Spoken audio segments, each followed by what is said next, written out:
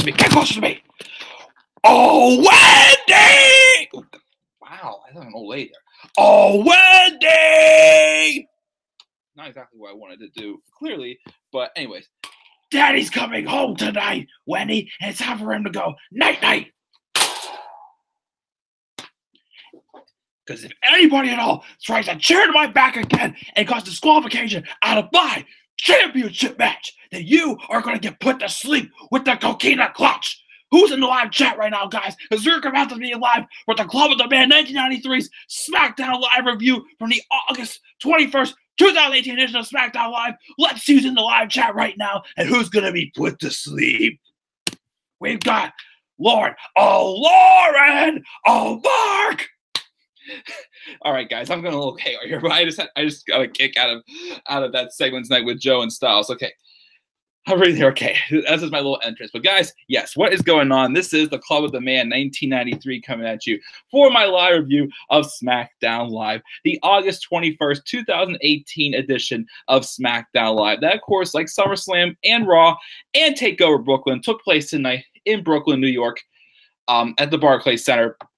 And I just raised my blood pressure up 50, up like 50 or something like that. But nah, that was to be doing imitating Samoa Joe from the promo he cut tonight in that interview segment, which was just priceless and just the Joe I wanted to see for a long time. Took me back to the NXT days when he was causing the mass destruction, especially in that feud involving Shinsuke Nakamura. Mr. Regal! Bring me Nakamura or hand me my championship. We got that tonight in the segment that we got with him grabbing the microphone, screaming into the camera, "Oh, Wendy! Daddy's gonna go night-night!" I popped, I cracked up, but we'll talk about that segment later. Yes, guys, what is going on again? So we're going to talk about this show, SmackDown Live. Guys, what can I say? This show is awesome. Like, everything on this show, well, maybe for a teeny little bit of things, you know, I was scratching my head a little bit on, but other than that, this show was awesome. This was SmackDown Live at its best. A great fallout from SummerSlam, and it has us looking forward towards the future, building up scenarios what's going to happen with a lot of different matches, and not just Roman Reigns or just the main event scene, but also we got stuff with the Miz, Daniel Bryan, the fallout there. We got the fallout from Becky Lynch and Charlotte, which we'll talk about that in two separate videos. And I just got that, and of course, I'm doing turn alerts after I record this live review, and I'm going to do 3 turn alerts tonight, which I won't tell you which 3 I'm doing, and then I'll edit them while I watch 205 Live. If I have time, I'll review 205 Live tonight.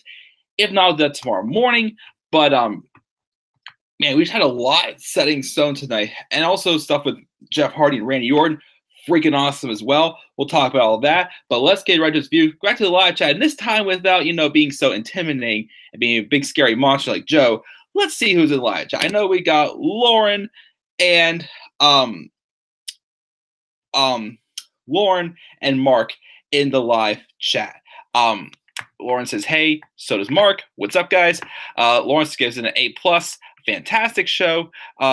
Becky's turn was official tonight. I do believe so it was. Even after that promo, they still weren't booing her. Exactly. Again, I'll talk about that partially in this review and also elaborate on more in my turn alert for Becky Lynch. So mad that Orton and Jeff's match. Shoot, I lost my place.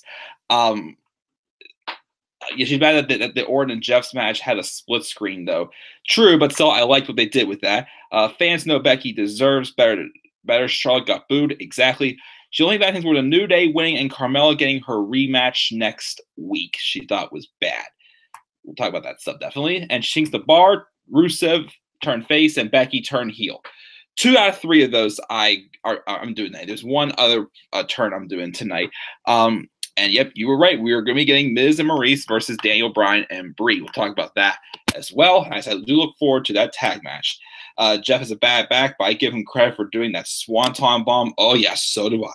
That was awesome. And I already talked to you, Lauren, during the show about what I would like to see happen with that match at Hell in a Cell. But we will get right into it. So, Mark, Lauren, anybody else who comes in the live chat for this stream, come on right in, and I will, most likely introduce anybody else the same way I did before with as Samoa Joe, just freaking out as always. But it was, again, that was awesome. My favorite, no doubt about it, my favorite part of the show, pretty much. Oh, Wendy, Daddy's gonna go night night. Oh my goodness. Anyways, let's get started with the show. So we opened up with The Miz coming out with Maurice. He gets into the ring, but he looks sad. His head is down. The crowd is chanting for Daniel Bryan. And he starts saying, I was able to just close my eyes and feel all that the way I had never felt before. And 2 nights ago at SummerSlam, something happened. Now he has a family to think about, and he's going to make this really short. He was holding back tears, constantly saying with a heavy heart and the utmost sadness. And Maurice just hugs him, and he says he officially announces his retirement. And then you're getting the yes chance that The Miz claims to announce his retirement until he, just loses his act and then just says his retirement from ever facing Daniel Bryan again. Which I'm like, oh, you just took this up to a whole new level. The Miz going, again, with the finish to the match, and the match on Sunday night between Miz and Daniel Bryan, I felt was just what it needed to be. Telling that perfect story, the Miz mocking Daniel Bryan. Daniel Bryan just wanted to finally get his hands on the Miz after this whole 8-year build between them. And then, of course, the Miz was going to get out the cheap way. And then Daniel Bryan was going to expose the Miz what he truly is, a coward, which is how Miz had to win, is the dirty way, by using the brass knuckles. And, of course, the Miz coming off of a win to rave about Daniel Bryan's win, but first attack him even more by mocking his retirement speech years ago. I'm like, love it, love it. Again, this is a feud that needs to continue. I want to see it dig deeper and further. Again, I want it so bad to culminate at WrestleMania 35. That's the long-term booking of what needs to happen. Of course, as we continue on, he says that, yes, all you want, the 8-year saga of Miz Daniel Bryan has come to a satisfying conclusion because he did what he said he was going to do by beat Daniel Bryan in front of a sold-out Barclays Center. Don't get me wrong, Bryan gave him everything he had. He punched him 100 times in the face, but 100 Daniel Bryan punches don't amount to 1 Miz punch. You're looking at the hardest punch in WWE, and he did exactly what Bryan said he was going to do to him, except what he did, he pinned him 1, 2, 3 in front of his gorgeous, sexy wife, Maurice. That was Sunday, and it's now his time to start his new life, a life where he's going to watch the 5th episode of Miz and Mrs. right after Smackdown Live, right here on the USA Network. Then Daniel Bryan's music hits. He comes out, and the only thing he says is, coward. He says it over and over as The Miz tries to, get a reaction out and hides behind his wife. And then The Miz says the record books will say he won and he's superior in every single way. And Bryan has to live with never beating him and never being better than him and never having a chance to fight him again. Bryan tells him, for once, shut up in his life. And his victory is another lie in his career, like the lights he's under and the makeup he is wearing. He says he punched him in the face. He said he punched him in the face, and he did so. So take him for his word when he says he's going to expose Miz for what he really is, a wannabe Hollywood star cosplaying as a wrestler, and he's not going to be able to retire yet because then the Maurice cuts him off and tells him to retire and change his name to Daniel Bella already. I'm like, damn. Bryan just paused. No one was saying anything. And then I had the little inkling. And she's one of the 2 people that's been randomly showing up on SummerSlam and Raw the past couple days. And I didn't get why. But then tonight was the right night.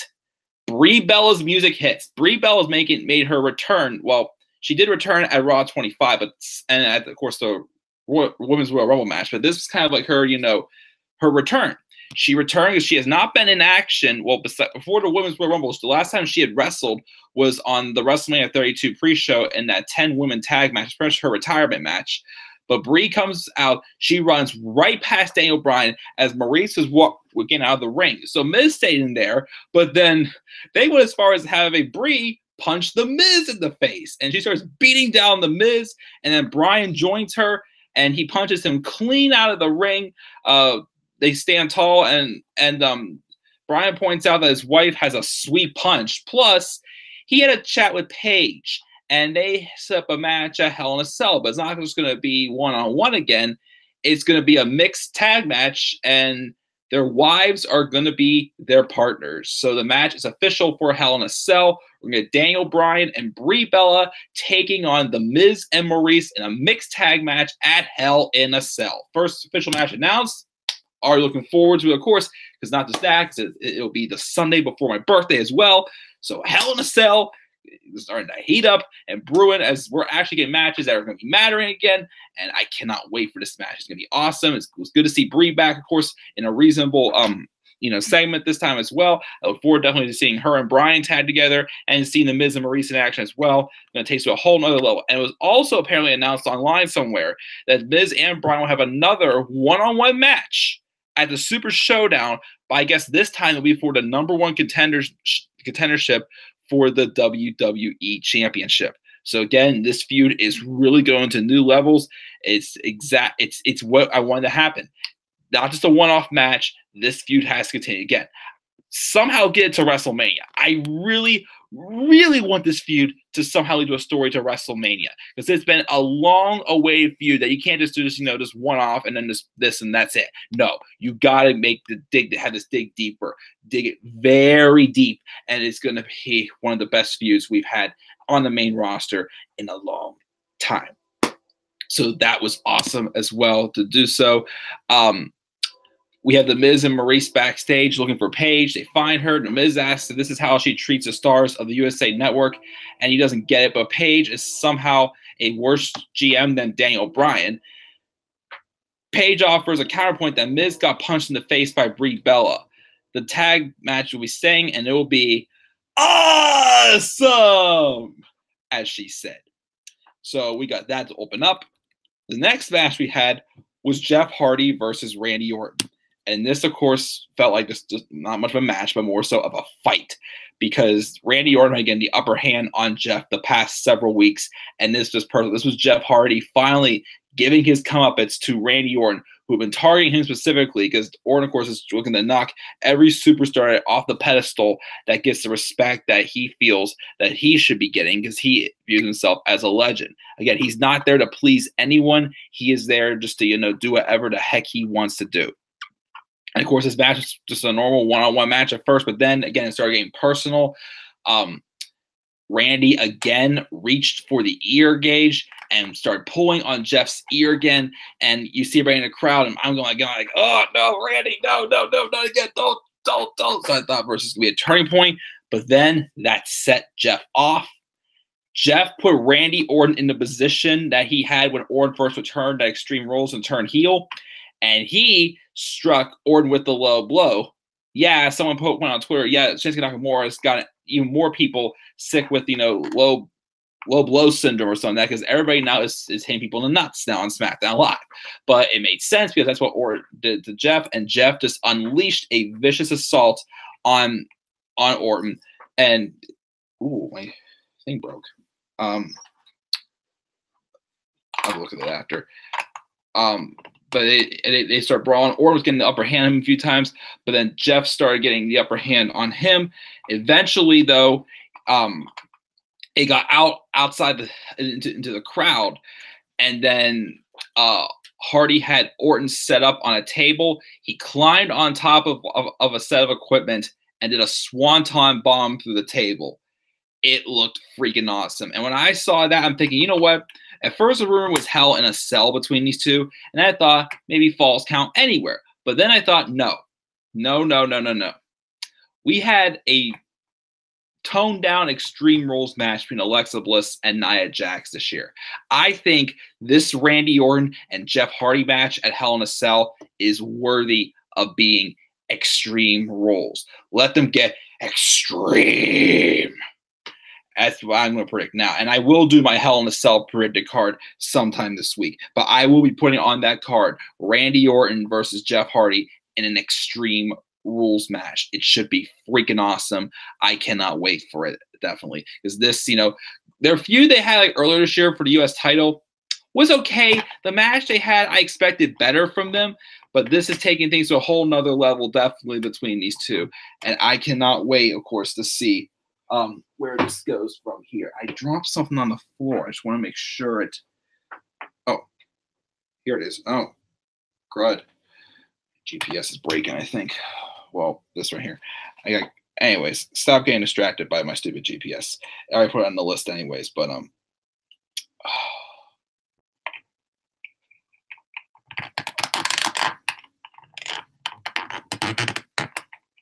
I gotta take care of this another time. Anyways, live chat. Let's see what we got going on right here.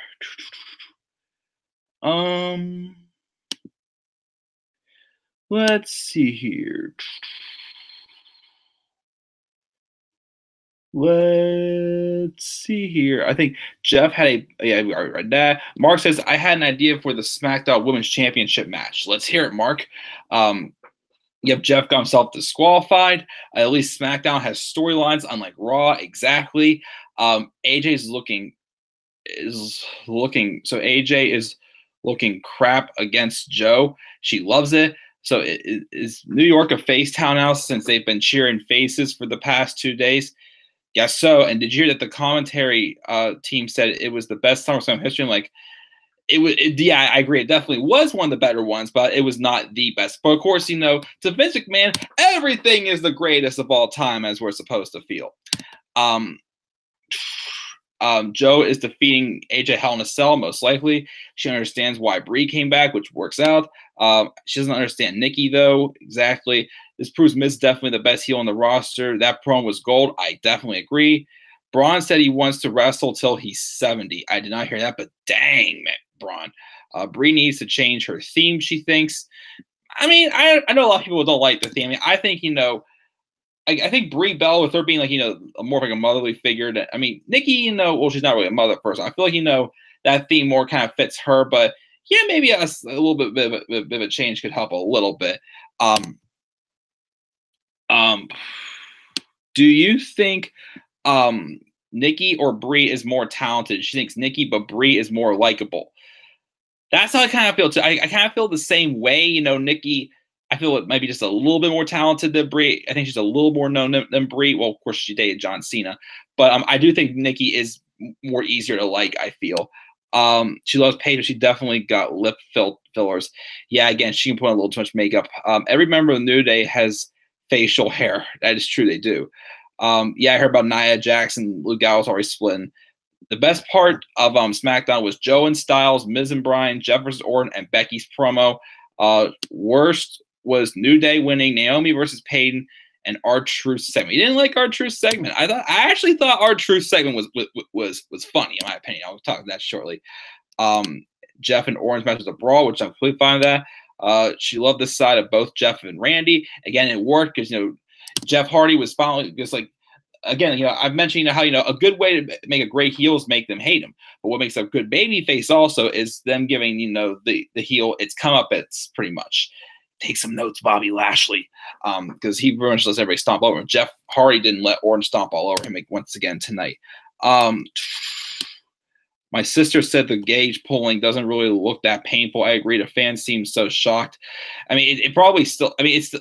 I think it's not just not just look painful, but just seeing like the stretch of the ear. Like when that happens, I'm thinking, ooh, what if he like rips like rips his ear off, or rips like splits it, like the gauge is right here, and there's that little end right here from the hole, just rips that open next. I'm like, ugh, that's just what I think of when it happens.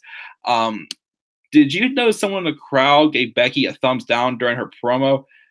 They may not be giving Becky the thumbs down, but coming directing the fact that, hey, you're not going to trying to make us hate you is not going to happen or something like that, maybe. But yeah, definitely. Yeah, Orton and Jeff's match at Backlash was trash. Choo choo again. You really love that train. Yeah, GPS just made the list. Yeah, because, well, for some reason this this will not stay in.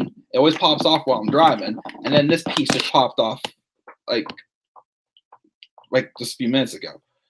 I don't know. I don't know. I really do not know.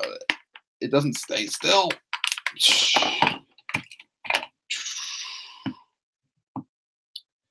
Oh well, what can I do at this point?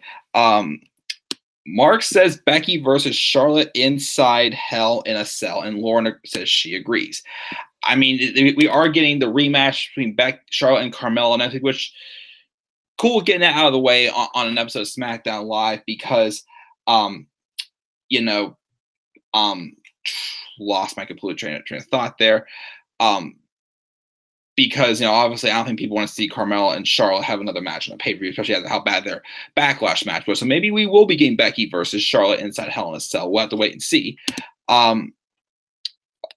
Let's see here. Are the W Universe gonna forget that Charlotte turned on Becky? Well, not PCB. Paige was the one who broke up PCB. Charlotte just turned on Becky 2 years ago. They couldn't repeat the history. Well, I'll get the facts straight with that. Becky's promo was gold. Oh no, I meant to say that I think Nikki stands out a little bit more, I feel, than Brie, but I do agree that Brie seems like someone who's easier to like, pretty much. I probably might have gotten that backwards. Truth and Carmella could be made into a romance story. Maybe. We'll see what that one is. What's up, Killer Games? Good to have you back again. Shield will compete in Australia, I heard, but I'm not sure who. I think fans still think this is real. LOL. It's entertaining. What do they think is real? Lawrence doesn't think the Shield should have reunited. Orton versus Jeff in Hell in a Cell. And AJ versus Joe in a Last Man Standing. And Becky and Charlotte in an I Quit match. I Quit could be interesting as well for us two as well. What if Mello wins again? That'd be bad booking. No. Not gonna happen. Shield reunion. She felt made no sense. Hunter versus Taker no holds bar for Australia needs to happen, maybe. But yeah, Lauren agrees about Nikki being a little more talented, but Brie is more likable. Seems like fans think these feuds are real. Hell, I'm like, it's entertaining. Well, if that's how we're supposed to feel as well. Again, that just bothers me when people like get on me like, why do you watch that stuff? It's fake. Well, I don't watch what's it called? Walking Dead. That's fake. But I don't give up with that. There's a bunch of other things on TV that's fake, but it's storytelling, which this is no different. So, don't get on me about that. But of course, if they're trying to convince us that it's real, then perfect. That's what their jobs are supposed to do. You see what I'm saying here? But yeah, Killer Games, Mark and Lauren keeps up coming in the live chat. I'm going to continue on here. After that beatdown and the brawl there, we then have the Bar backstage getting interviewed, saying that they want a shot at whoever comes out of the tag title match. Then the Club roll up, audition for the pre-show panel. Gallows does a fake English accent. Anderson shows his abs off, and they claim to being the next challengers for the tag titles themselves, and say if the Bar have a problem with that they can have a wrestling match, pretty much. Cesaro says Ed Sheeran likes them better than the Club, and next week they're going to kick their heads off because we don't just set the Bar, we are the Bar. So I guess that'll be a number one contenders match next week, and it'll probably be the Bar winning, which I'm completely cool with that. And Bar and the winner who we had from the tag title match, we'll talk about that later on. We then had Naomi come out, which is the first time in a long time we've seen Naomi. She's getting ready to have a match with Peyton Royce from the Iconics. But then the Iconics come out saying they want to play a guessing game. What's overrated, loud, obnoxious, and has flashing lights everywhere? Brooklyn, or actually, that's the answer to what's a dumpster fire.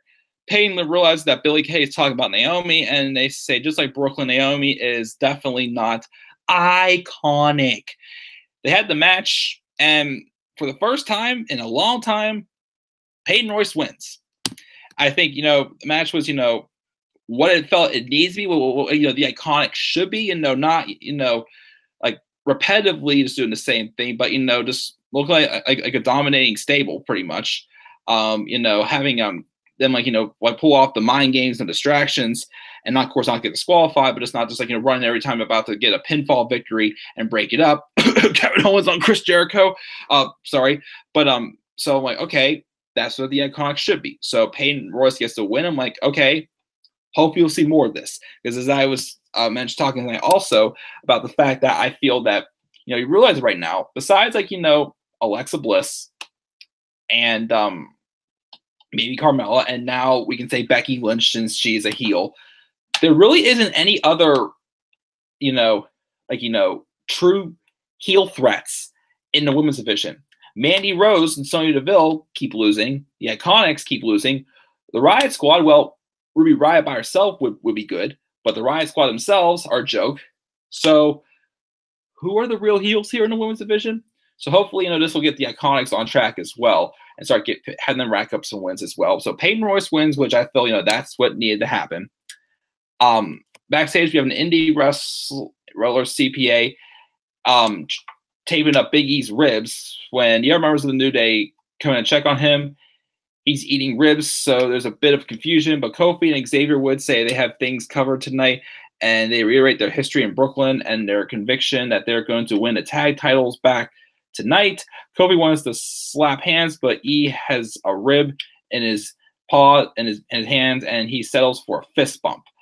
And then we're being told next that we're going to be getting Becky Lynch explaining her actions next. We'll first, let's go back to the live chat really quick here.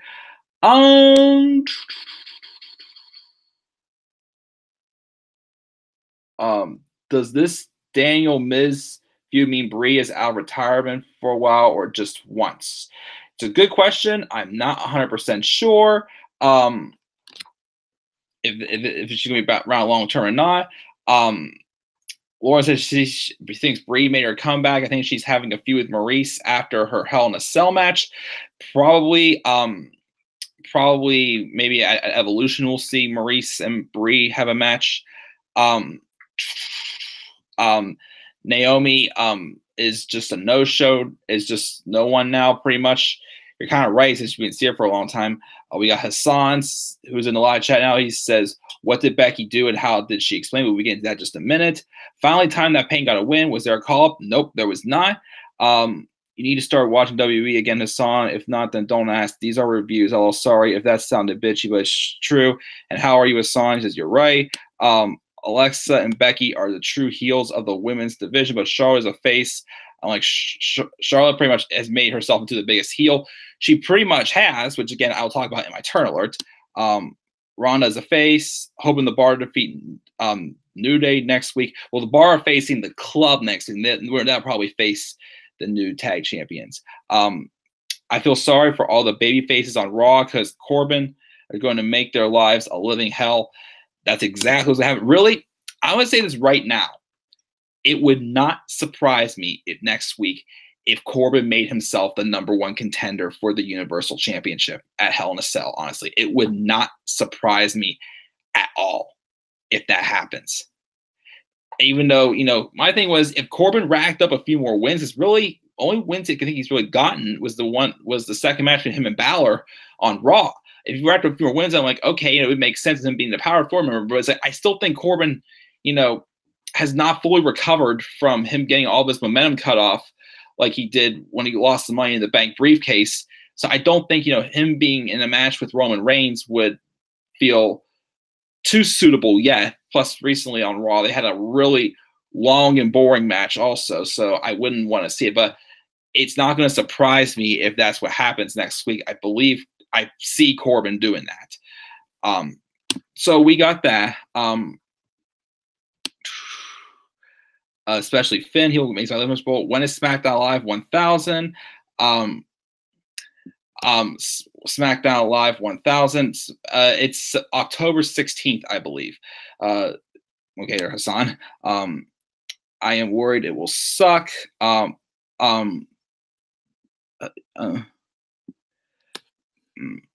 boy, calm down here, guys. No, please, no fighting here. Do you remember when Rock teased to Vince that he was gonna to kiss the butts of himself, Junior, and Trish only to kiss Rikishi's ass.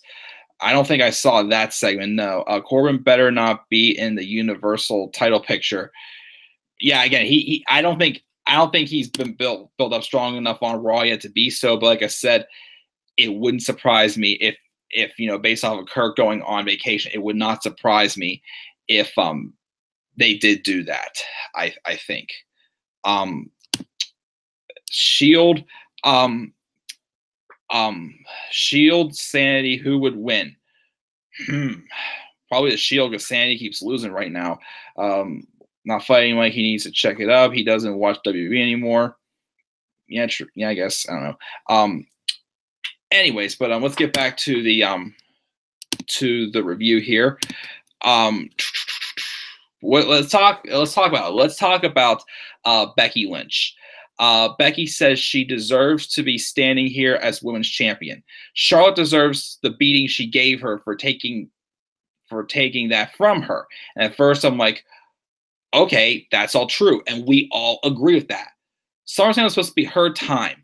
And then she started rattling off like all these names that Brock and Roman, but she mentions like AJ Styles and so many other people that was not supposed to terminate. It was supposed to be hers.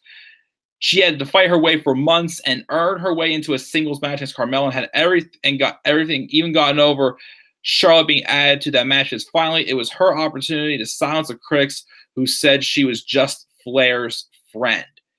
She pictured raising the title over her head as her own woman, saying she put the SmackDown Women's Division on the map, and the fans act like they're with her, but were they the whole time? There was no hashtag give Becky a chance, which, okay, I'm not sure if really that was a chance. It was a tweet one time. And when Charlotte weaseled her way into the match, there was no boycott, and which there kind of was. Of course, the crowd was reacting like, Becky, what are you saying? We are here with you. And when Charlotte stole the match from her, they got out of their seats and applauded the new champion. So they weren't really that upset, were they? I'm thinking, Becky, I remember they were booing, you two hugging, and the crowd popped as soon as you bitch slapped her across the face. I really don't think the crowd is I really do think the crowd is all behind you right now. So then she says, and somehow when anyone asks the W Universe who the greatest superstar of all time, Becky Lynch isn't the first name out of our mouths, and somehow she's been made an afterthought. Come SummerSlam, she'd have enough of the opinions and decide to take action, because the referee slapping the mat for the third time was like someone counting her out of a trance, and she never saw more clearly before in her life. She knew in that moment that her so-called best friend was holding her back, and that Charlotte had stolen her spotlight for the last time, that she was going to raise her hand and rip her head off, because this was supposed to be her time to be champion, not because we say it, but because she says it. And she's the best, and there's no one anywhere that can tell her different. So Becky as a heel, spit in the fire, hot. It was great. I liked it. But however, the part I did not like about the promo was her doubting that the fans were getting behind her. Like, that was, again, it's obviously now that the WWE is making her a heel and trying to make fans hate her. But there was some stuff that Becky said in that promo that was not true. Again, we were not applaud. I don't remember anybody applauding Charlotte to win. Again, and the thing is, again, I'll put it this way again too. I keep mentioning this. I don't hate Charlotte. Charlotte has definitely earned, her spot where she's at. But I did agree that, putting Charlotte in that match was not right. Charlotte, just literally just was out for a while with that ruptured breast that she needed fixed. And then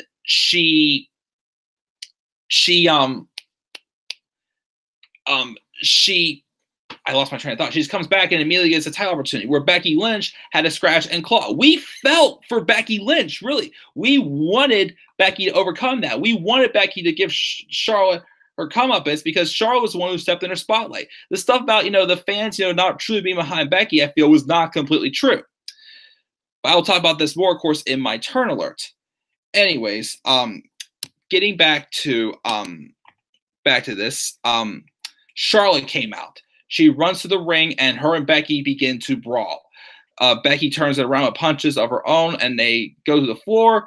They continue the brawl, and then but then all of a sudden Becky tries to beat over the barricade. Like, okay, don't have Becky be a coward. Please don't have Becky run away from Charlotte. Please don't do that. That's not what it needs to be. Charlotte yanks her back and throws her into the ring. They begin to brawl more. Then Paige sends out the entire women's division to pull them apart, but it did not work as Becky tries to break away again when they get separated. Spear through the ropes. Charlotte got off the apron into more punches. They try to pull them apart, and then of course we cut them off and went to break. Back from commercial, everything was fine again. Again, I'll talk about this a little bit more in my turn alert, but basically, again, Becky, I'm sorry. You can't get me to hate you. It's not going to happen. I am on your side. So many of us are on your side. You should have won that match. That was your moment, and it got stolen from you by Charlotte. That's exactly what happened. So then we have we then have a rematch from the pre-show. Almas and Vega taking on Rusev and Lana. Match was what it was. Wasn't terrible. Wasn't extremely great. But this time the match ended with Aiden English coming by because Almas was taking a steel chair into the ring to attack Rusev, but English pulled the chair away from him, distracting Almas. Monster kick, and then Rusev got him to tap out with the accolade. So now it looks like Rusev Day is on the same page again, maybe? I don't know. Well, wait and see. Unless this is reuniting to kind of build babyface momentum for Aiden English eventually be the one to turn on Rusev or whatnot. Not sure. A little confusing, but I'm just like, whatever. I thought the match was, was at least decent, I thought, for what it was. And of course, they acknowledged Aiden English, his help afterwards, that he did good this time. We had a handy cam promo with Nakamura. He talks about the inscription of the Statue of Liberty and how he disposed the clown Jeff Hardy and deserves to be called an American hero, as he is, and he welcomes us to the United States of Nakamerica. Okay, let's see where this goes. Right now, I have no idea who's going to face Nakamura at Hell in a Cell, but I'll think of something. Let's check the live chat again. Let's see here.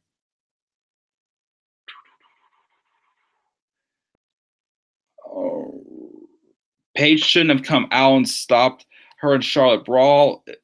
Ball is going somewhere. And Becky did speak facts. The Shield beat Sandy, Hassan says. Yeah, I saw the link to the thing, but I couldn't find the link to the interview, but I definitely will find it because I definitely hear that, Becky Lynch pretty much just claims what a lot of people have been saying lately about, and I quote, people are saying that plastic blonde white Barbies are apparently getting all the opportunities pretty much, but I'll talk about that. Exactly. She can't boo Becky. Charlotte is always stealing the spotlight, as it has seemed like that. Yeah, I will talk about this a little bit more in my turn alert. Becky should go to Raw and feud with Ronda. That would be good. Would be nice. She thinks Becky's more talented than Charlotte. Becky definitely is underrated. Neville heel turn, anyone? I wanted to know your thoughts on Neville's heel run. Neville's heel run was good.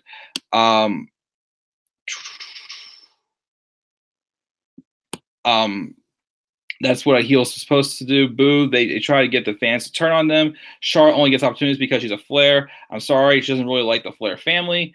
Answer your question, Hassan. Neville was good being a heel. Becky can remind him of Shinsuke. I'm trying to think. She doesn't think that Charlotte was supposed to win, to be honest. Which reason behind that? Be interested to hear that. The Almas and Rusev feud is so bad. To me, it is what it was. Is Aiden English and Rusev good? Good.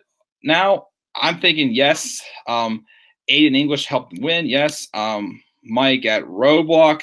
Where were you when Neville turned heel? I was getting I was there live watching it, and I was actually getting some snacks.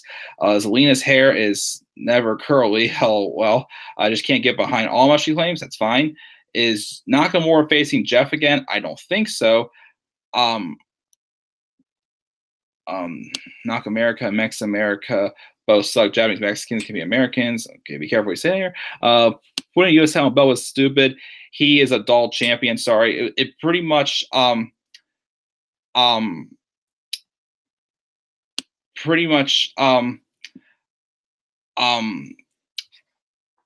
Nakamura is I lost my train of thought. No, I think they're pretty much just giving Nakamura the U.S. title as a consolation prize. It's not been completely awful, but it's nothing too special. Yeah,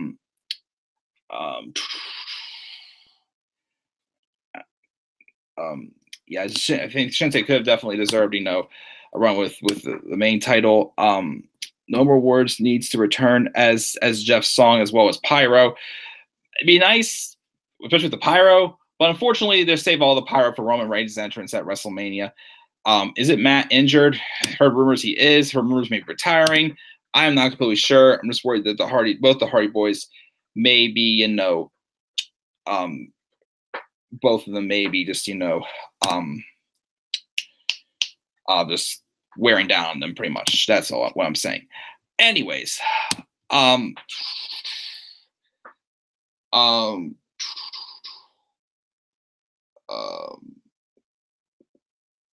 anyways, let's continue on here, though. This, of course, was my favorite part of the show. AJ Styles comes out for an interview on the stage. He at first is hesitating to collect his thoughts about the end of his SummerSlam match and admits it didn't end how he wanted it to, but he doesn't regret what he did to Samoa Joe.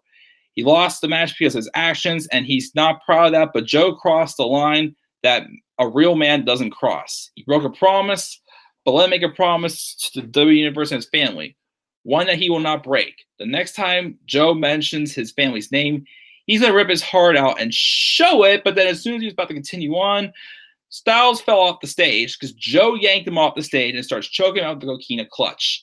He gets on the microphone, and as I said at the beginning of this review, "Oh, Wendy!" And then he says, "We're making a lot of promises, and they include one to go home and tuck in the kids. But guess what? Daddy's already gonna go night night." He leaves AJ there on the stage, beaten down pretty much. But again, that was the Joe from NXT I enjoy, and that's the Joe I want to see definitely on the main roster, taking this feud to a whole nother level again. I still think we're going to get a Hell in a Cell match between these two at Hell in a Cell, of course. But again, I love that. Oh, Wendy! I popped. I marked out. It was awesome. And then we got the official announcement for the mixed tag match, Hell in a Cell. And then backstage we have Paige putting Drake Wirtz in charge of making sure that Styles gets the appropriate medical attention, also making sure that Becky and Charlotte are both escorted from the building. Then Carmella rolls up, and Paige tries to figure out what's different before realizing that she's lost some weight, 10 pounds of gold, in fact. Carmella tells her not to title shame her and demands her rematch. Then R-Truth comes up, complains that she's been ducking him for weeks and he's going to get that title match by pinning Carmella. Paige explains that just because Charlotte and Becky got their title match by pinning Carmella doesn't mean he can do the same. And then she tells Truth to get out and says she got off lucky this time. Then Paige announces that next week we'll be getting the one-on-one rematch between Carmella and Becky next week. And then Carmella moonwalks away, but all of a sudden we hear Carmella saying, "Put me down." And Paige yells the Truth saying, "Put me down." And then wait, when we find it again, what exactly did he say? Oh yeah, put him down. And Truth says, "That's what's up." I don't know. I just found it funny. The past couple weeks, especially with this whole thing with Truth teasing that he needs to pin Carmella to win a title. Okay, that's funny. Again, back in late 2015 when Truth was doing this stuff, I found it annoying. I found it stupid. But this stuff with him and saying he needs to pin Carmella actually is quite funny. Truth, put her down. That's what's up. And I cracked up with that as well. And then finally, we got our main event. It was the Bludgeon Brothers taking on the New Day in a rematch from SummerSlam because the Bludgeon Brothers got themselves disqualified because obviously they felt that the New Day was a threat to taking their tag titles. This time it was a no disqualification match. First thing I was confused about was with no disqualifications, does this mean no counts also and no tag-ins as well? Because to me this felt like a tornado tag match, which if it was, cool, but the rules weren't clear because correct me if I'm wrong, but earlier during the Greatest Royal Rumble, didn't AJ Styles and Shinsuke Nakamura get double counted out during a no DQ? Oh, no, that was the backlash because of the double low blow. But didn't they both get counted out to low blows? But the match they had wasn't bad. My thing was yes, I get probably why they put the tag titles on the New Day since apparently Rowan suffered an injury. So they had to put it on somebody else. And also because, obviously I feel like the Bar are really the ones next in line to win the tag titles. So probably would work better off dynamically if they took them off of a babyface tag team. So that's probably why they put them on the New Day as well. But my thing was the New Day and Bludgeon Brothers have had matches before. Why all of a sudden now is the New Day like that big of a threat to the Bludgeon Brothers? Like, why couldn't they have the Bar be that? Or Sanity? Or even Rusev Day?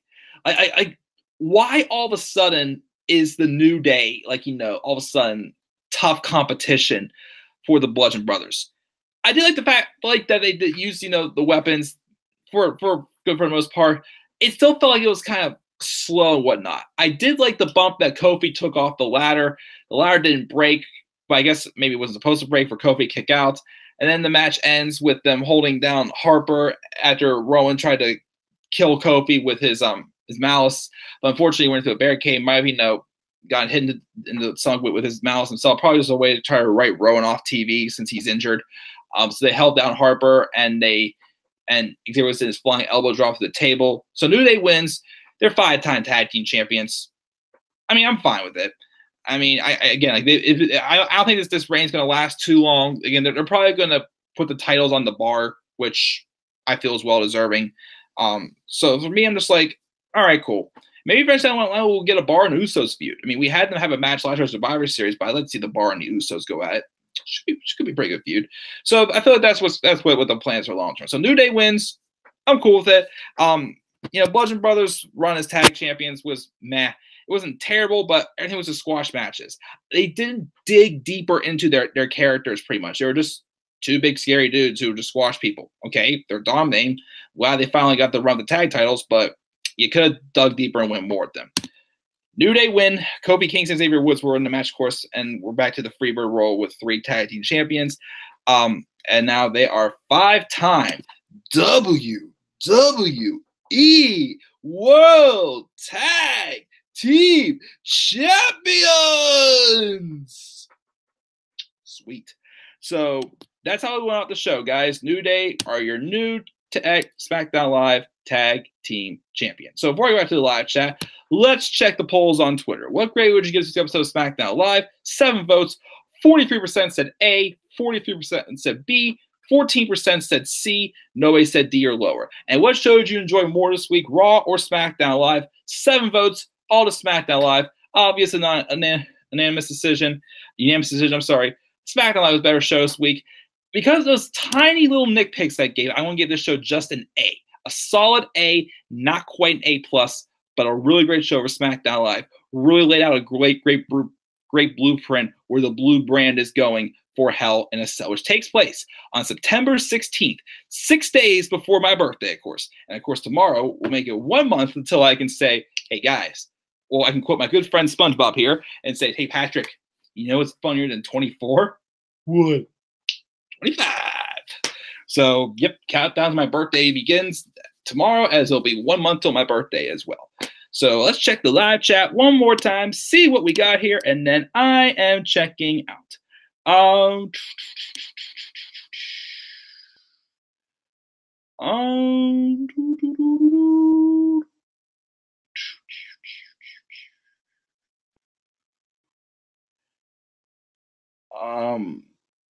think you were here. I can't see the live chat besides mine. That is strange. Hardy's one last match. Shield, book it. Hardy's in the Shield. Okay. Lauren thinks New Day made the list. Joe needs to definitely win the title Hell in a Cell, possibly. Yeah, Lauren says she can't see the live chat here at all. I mean, I can still see you. If you got blocked for copyright, that'd be ridiculous. What's going on? The WWE bringing wives into storylines. This one is reasonable. This one's reasonable, I think, for this feud. She thinks Mel is prettier than Paige. Sorry, Mike. No worries. It's fine. I know we love Paige, Mike, but Paige's lip fillers just made the list. We could maybe. Mel versus Truth next week. Could be, possibly. She didn't like the main event. Should have been Becky's promo, or Orton versus Jeff. The tag match should have opened. Maybe. She was pissed New Day won, and you tell me New Day isn't overrated. She feels that they are. I feel the New Day, again, wrestling, they're fine. I mean, Kofi, Kofi, that's your help me, has definitely showed, some good wrestling, I feel. Big E has some potential. Xavier Woods has gotten better wrestling, but I think the New Day are more so, not known for their, not as known for their wrestling, but more so known for their characters, I feel. I think that's what makes the New Day still kind of stand out. I do understand why I feel them to be a little bit overrated, but I still do definitely think that they've done a good job, in my honest opinion. She thinks they're kiddish compared to other tag teams on SmackDown Live. She says, worst booking SmackDown ever made. And she says, great review as always. Can't catch you for your turn alerts and Thursday stream. Sweet dreams, everyone. Thank you again for tuning in, Lauren. Truth to join the New Day. Our Truth join the New Day. Maybe. And she also loves SpongeBob as well. She loves us all. SpongeBob versus Patrick, WrestleMania 35 main event. Killer Games, if I may also say, my name's not Rick. That'd be hilarious if that would happen. But yeah, I almost said C+. A for SmackDown Live again. I'll record the 3 turn alerts tonight, and then I'll get those uploaded, and then I'll watch 205 Live. And if I have time, maybe I'll review 205 Live tonight really quick. If not, I'll review it tomorrow. Maybe NXT review tomorrow. It depends. Again, usually the Fallout show from a TakeOver is more so just a recap of TakeOver. Nothing really, setting up for next. It feels like a pre-show.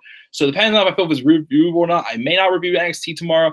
But I will do those turn alerts. I may do a topic video also on the Shield reunion again, make my case for it. But you'll definitely see 3 more videos coming tonight. Maybe some odds and ends.